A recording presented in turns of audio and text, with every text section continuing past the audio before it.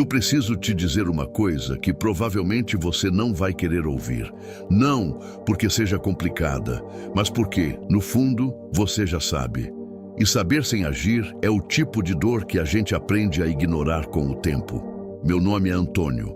Tenho 87 anos. Já fui engenheiro, pai, marido, viúvo. Já fui jovem com pressa e velho com arrependimento. E hoje, desse lugar onde quase ninguém quer imaginar que vai chegar, preciso te contar o que eu vejo daqui. Não porque tenha alguma sabedoria especial, mas porque o tempo faz uma coisa cruel e generosa. Ao mesmo tempo, ele tira as distrações, uma a uma, até sobrar só o que é real. Quando você tem 30, 40 anos, a vida parece grande. Parece que tem muito espaço para errar, corrigir, recomeçar. E de certa forma tem mesmo. Mas existe uma armadilha nessa sensação de espaço. A armadilha é simples. Quanto mais tempo você sente que tem, mais fácil fica adiar o que importa. Eu caí nessa armadilha por décadas. Achava que estava sendo responsável, que adiar era maturidade, que trabalhar mais era sabedoria, que o prazer que eu deixava para depois era uma prova de caráter. Me orgulhava disso. Enterrei minha esposa há 12 anos. Antes disso, enterrei minha mãe, meu pai, meu irmão mais velho e amigos que juravam que iam durar para sempre. E em cada velório, em cada tarde de cemitério, a mesma coisa me ocorria. Quanto dessa vida foi vivido de verdade? Não estou falando de grandes aventuras. Não estou falando de viagens exóticas, nem de conquistas extraordinárias. Estou falando de presença, de atenção, de estar de fato onde você está. Quando tinha uns 45 anos, trabalhava numa construtora. Meu supervisor direto se chamava Hélio. Era um homem impressionante, daqueles que entram numa sala e mudam a temperatura do ambiente. Competente, articulado, ambicioso. Do jeito certo, sabe? Uma sexta-feira à noite, depois de um projeto longo que tínhamos entregado juntos, fomos a um bar. Tomamos uma cerveja, conversamos sobre o futuro. Ele me disse que em 2 anos, quando terminasse de pagar a casa, ia passar mais tempo com os filhos, que ia aprender a tocar violão, coisa que sempre quis, que ia tirar finalmente aquelas férias com a esposa que ficavam sendo adiadas há 3 anos, 2 anos, era a conta que ele tinha feito. 2 anos, e então a vida real começava. Na terça-feira seguinte, Hélio teve um infarto enquanto subia a escada do escritório. Não chegou ao hospital. Ele tinha 47 anos. Fui com um colega organizar a sala dele alguns dias depois. A agenda estava cheia, reuniões marcadas para as próximas semanas, prazos, e-mails não respondidos, projetos em andamento. O mundo não pausou. Em menos de um mês, outro profissional estava sentado na cadeira dele, dando continuidade aos processos. Em menos de um ano, o nome de Hélio raramente aparecia nas conversas do escritório. E eu fiquei com aquela imagem na cabeça por muito tempo. A agenda cheia de um homem que nunca ia aparecer para cumpri-la. Os 2 anos que nunca chegaram. O violão que nunca foi comprado.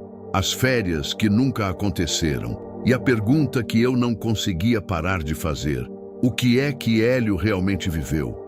Existe uma ilusão que quase todos nós carregamos, a ilusão de que a vida que a gente quer viver está logo ali, na próxima curva, que o presente é provisório, um corredor, e a sala onde a vida de verdade acontece fica depois.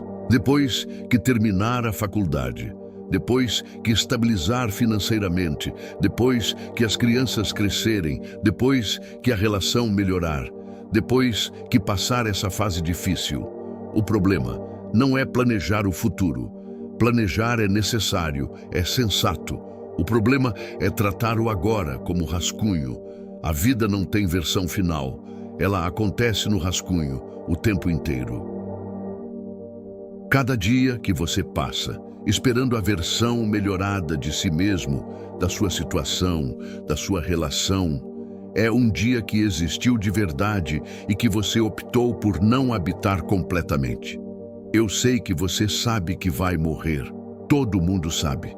Mas saber com a cabeça é muito diferente de sentir com o corpo. Se você sentisse com o corpo, você não gastaria seus dias do jeito que gasta.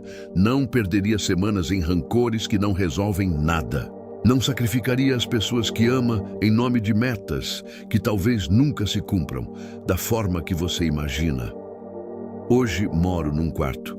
Tenho uma cama, uma poltrona velha que era da minha esposa e algumas fotos.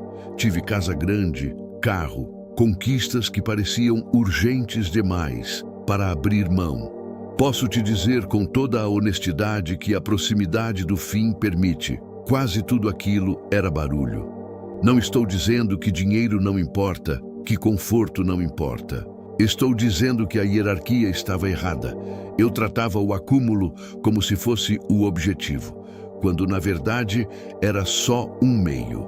E no caminho perdi coisas que não voltam.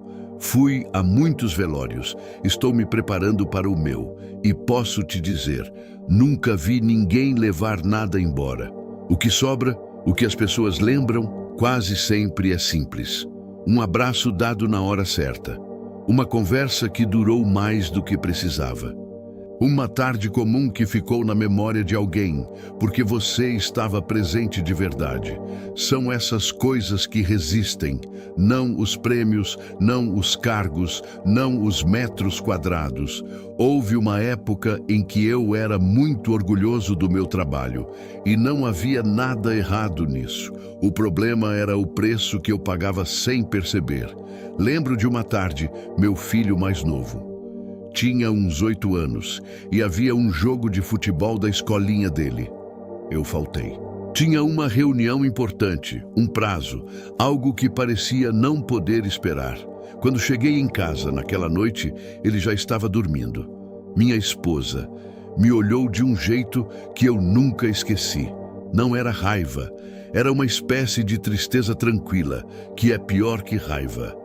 Semanas depois, perguntei ao meu filho se ele havia gostado do jogo. Ele disse que sim, que tinha feito um gol. E então perguntou, com aquela naturalidade desarmante que só criança tem: por que você não foi, pai? Não tive resposta.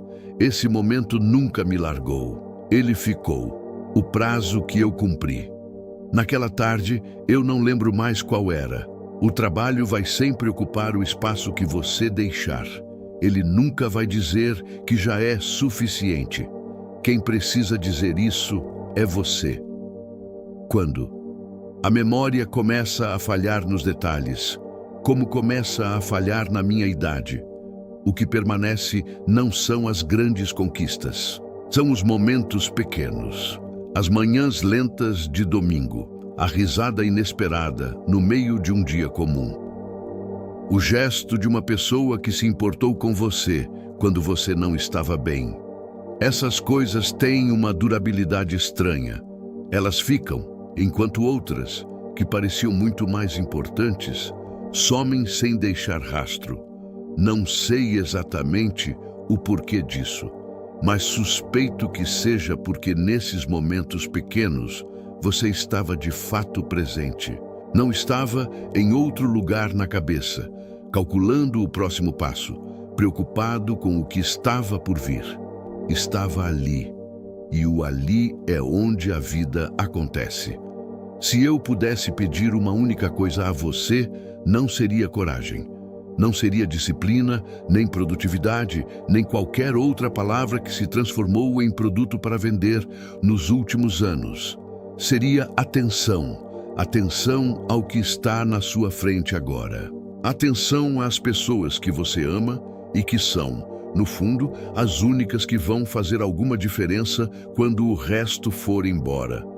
Atenção aos sinais de que você está adiando a própria vida, porque tem medo, porque virou hábito, porque o celular está na mão e é mais fácil deslizar do que sentar com o que você sente de verdade.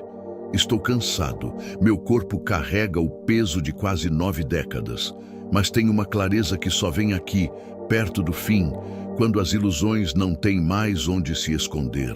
A vida não espera que você esteja pronto.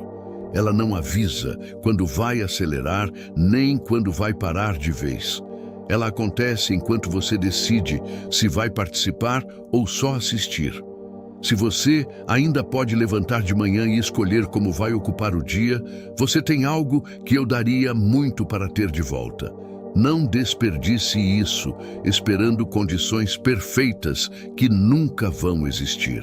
A perfeição é a desculpa favorita de quem tem medo de viver de verdade. Vá. Ligue para quem você está evitando ligar. Diga o que você está evitando dizer. Apareça onde você sempre falta. Não amanhã, agora.